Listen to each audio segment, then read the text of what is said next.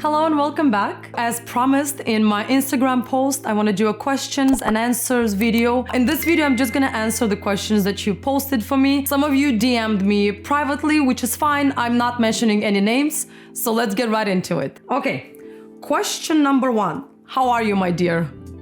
Oh my God, where do I begin? I can say that at this point, I'm becoming very much stable emotionally, mentally, financially. I can see the light at the end of the tunnel. I don't feel as down as 2.5, 3 years ago. So I can say that I'm actually doing okay. I'm sure, there's always room for improvement, but I am okay with where I am right now. Can you share the top 3 lessons you've learned from having to balance motherhood and business? Okay, so lesson number 1, nothing ever goes by plan. So don't try to plan your day dot by dot.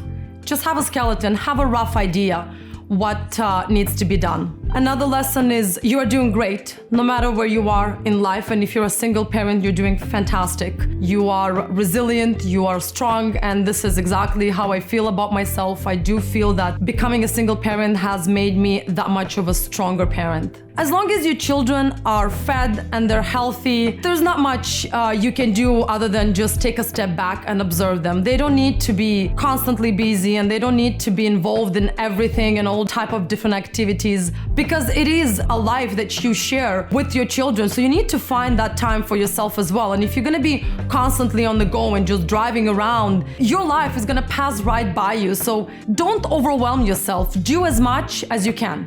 Okay, what is the one thing that helped you the most in starting your own business? The desire not to have a full-time job. It just imprinted in my head and I was so convinced that it is within reach. It's not something that it's unattainable, impossible. I'm just trying to live my best life. And the minute that I realized that my best life doesn't include me having a full-time job, like a 9-to-5 job, I decided that this is the time, this is the moment that I should start thinking about how I can actually have like a 4-hour week. When I started doing my research, this is when I ran into a couple of different business models and I decided to give it a try. But number one thing is that I wanted my time to belong to me. Will you ever go back to dating?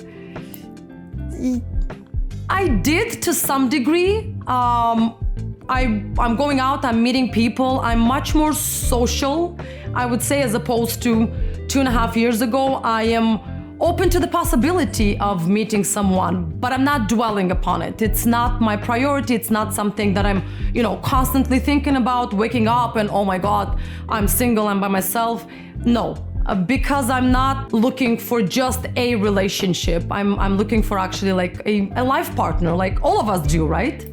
What is your biggest challenge when managing finances? So my biggest challenge is saying no. It's really hard to say no to your children when you were told no growing up. So for me, I'm trying to give them everything I didn't have. I shouldn't, I'm not saying that I'm complaining. My parents did the best they could with the tools they had. But if I can offer more to my children, I feel inclined, unfortunately, and I'm trying to take a step back from that, to spend more money than necessary. Oh, that's a good one.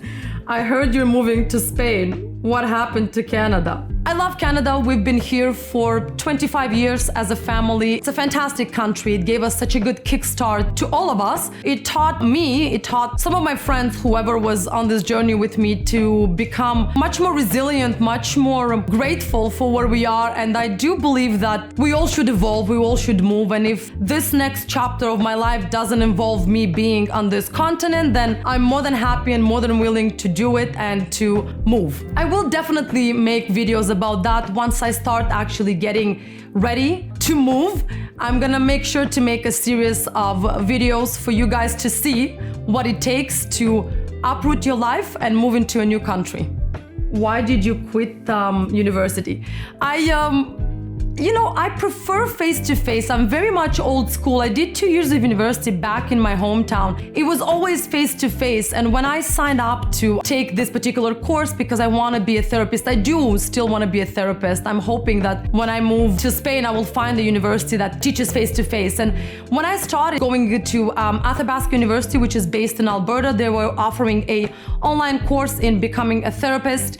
And I really jumped at the opportunity. I thought, and I still think I can be good at it. So when I started doing classes, they didn't have any face-to-face classes, which was such a downer for me because I loved going to school. I loved generally educating myself, and I kind of got disappointed because everything that we were doing were just like projects. There was nothing for us to actually see face-to-face. I never saw my teachers, I never saw my classmates. Actually, I did saw one of my classmates because we had to do like a project together, and we did like a Zoom call, and she was in Alberta, and oddly enough, she was Romanian, so we kind of clicked right away. And that was my only interaction through the whole semester. So when the next semester rolled in, I took a step back and I figured, you know what? I can take this later when I move, and I can take it face to face. Are you ever gonna quit YouTube? It looks like it takes a lot of time. I don't think so. I'm enjoying this. And once you build particular systems, it's that much less challenging to actually pursue this and to do it properly. And you have to build a brain outside your brain. So do like a second brain where you can put all of the information, whatever inspired you during the day, whatever you think would make a good video. And once you have that in place, once you have a particular schedule, like a skeleton of a schedule, it becomes that much more easier, and you become that much more confident with time on camera. So no, I like it. I'm enjoying it. I think this is a great way of expressing yourself, being on social media platforms, and yeah, no, I don't think I'll ever quit. Well, I shouldn't say I'm never gonna quit. My next step is I wanna do a podcast. So I might move from being on camera to podcast, but that's gonna be years down the line. This is the next normal steps for all content creators. So I'm looking forward to that project. I wanna do it this year for sure. How are your children looking at the fact that you are a single parent? To be honest, it's better to have one whole parent than like half of the parent. I consider myself as a whole person.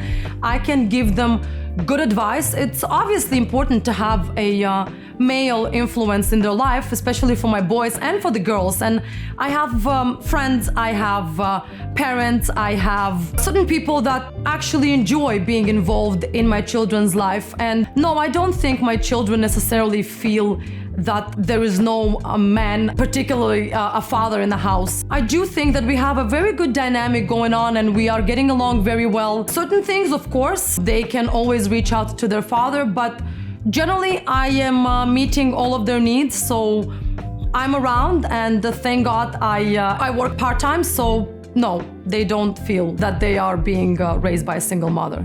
It certainly inspires them, that's for sure. It definitely inspires them. Okay, so I'm gonna answer this one. In one of your videos, you were talking about mental health. Are you still doing therapy? Yes, I am. And there's this really, really great app that I'm gonna link it down below, and it's called BetterHelp.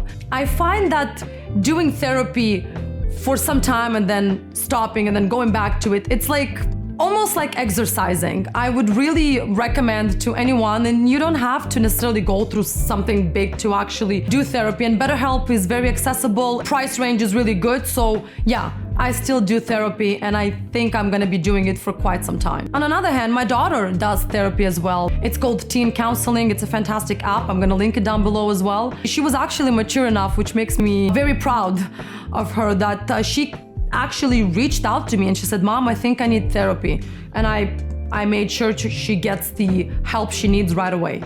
Okay, so that was it. Thank you for all your questions. Thank you for following. Thank you for supporting. This is not an easy platform to grow on, but I have high hopes for my future on this particular space. And if you have any other questions, please do DM me. I will be more than happy to share whatever I learned along the way with you.